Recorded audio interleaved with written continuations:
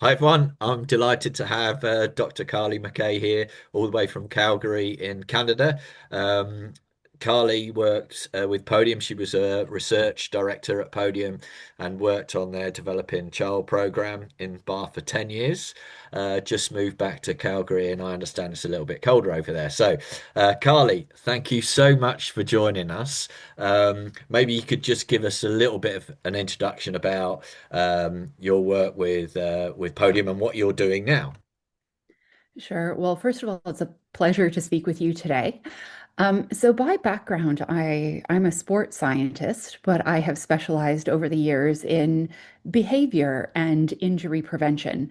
So my work at Podium as their director of research was really around building out their research program to think about how we implement scientific evidence in practice. So taking a lot of that really complex data-driven information and actually breaking that down into chunks that are accessible and understandable and more easily implemented in practice. And so that's where the developing child came from, is how do we take everything we know about how young people grow and develop through adolescence and make it into something that coaches and teachers can apply in their own practice in sometimes very simple ways that are actually going their pupils and their athletes, not just in the short term, but how you can set up a foundation for a healthy relationship with sport and physical activity and well-being across their lifespan. And so, for directors of sport, simple question but difficult, I suppose. Why is that important, Carly? Why is that knowledge for a director of sport running a sports program with, potentially hundreds of girls and boys? Why is that important? Yeah, so I mean, if we think about it, you've got young people who are at a very crucial stage of development, not just physically, but also socially and psychologically as well. And so understanding the way young people grow and mature at different rates and different times means that we can adjust the way we approach sport in a way that is going to make it not only safer for them all to participate at the stage that they're in, but also help them build those connections and positive experiences with sport. Mm. That, adolescence is a period of time when a lot of young people drop out of sport and physical activity for a whole bunch of different reasons. And so creating those positive experiences just by understanding what they're going through and what their needs are at that time might actually be that little piece that keeps them engaged a little bit longer or possibly in the long term. And we were talking earlier, and you were saying the foundations for this are set at school. So, what sort of foundations, ideally would a school be setting so that our boys and girls leave with that, love of physical activity? Yeah, so there are a few key messages that I think are so important because it affects not just the sport and physical activity that happens in the school setting, but these are lessons that go out into club sport, community sport, other recreational pursuits as well. And it's the basic understanding of, bodies do grow and develop at different rates and different times, and how to recognize when that's happening. So coaches and teachers need to be able to recognize that, but the young people and their parents and families and friends can recognize those things as well. And then the second big piece is, what do you do when it's happening? And that might be thinking very carefully about the kinds of training or games that you're doing, how much of it you're doing, when you're doing it, and how you're building rest periods in so that you can, you know, give your body a little bit of grace Mm. during those really tough periods Yeah. and knowing when you can actually take the brakes off and push it a little bit harder because you're ready for that next step in your athletic development. And so very simply, it comes down to recognizing what's going on and then adjusting to it in kind of an ongoing way, knowing that there's going to be some trial and error in that process, and Yeah. that's okay, Yeah. right? It's just it's a learning experience for everybody involved, and embracing the fact that actually, if we take these small steps, it can make a huge difference to reducing injury rates and to creating those positive experiences. Um, and to me, and I think for Podium, that's really what the key messages are. And I think, we were saying as well before that some of that can be quite daunting for a teacher or a coach, can't it? There's a lot to learn. Um, and my point was, I think as long as you're trying and the pupil knows that you care about them, is half the battle. So let's take the injury situation because, growing up, there are a number of common injuries that adolescents can get when we've got someone like that in our care, let's say with Osgood Slatters or whatever, how can we make sure that they're still involved and they still particularly feel, socially attached and belong to the group?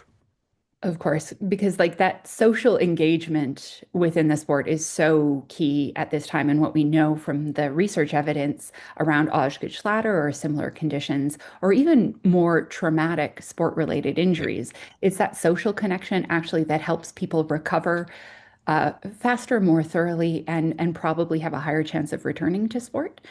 And so I think the key piece here is in just making sure that if those conditions happen, say it's Osgood-Schlatter, mm, they kind of come on over time, they're painful, and those symptoms can last for a year or more. mm, So making sure that those athletes, those pupils, can say be around their team or their classes on a mm, regular basis, have a role to play if they can't participate on the day. Like we were discussing, take part in the halftime talk or take some playing statistics on the sideline, possibly take on kind of an apprentice coaching yeah, role with the team, make sure they're still involved in team social events, and if at all possible, travel with the team to their events. yeah, Because it's not just about developing the performance skills in those settings, but actually you can set young people up for future coaching yeah, or refereeing, or even one day they might be the parent or caregiver of a young person who has a passion for sport. And so embedding those values and skills early, you're actually maybe setting them up in terms of career development yeah. or other roles down the road.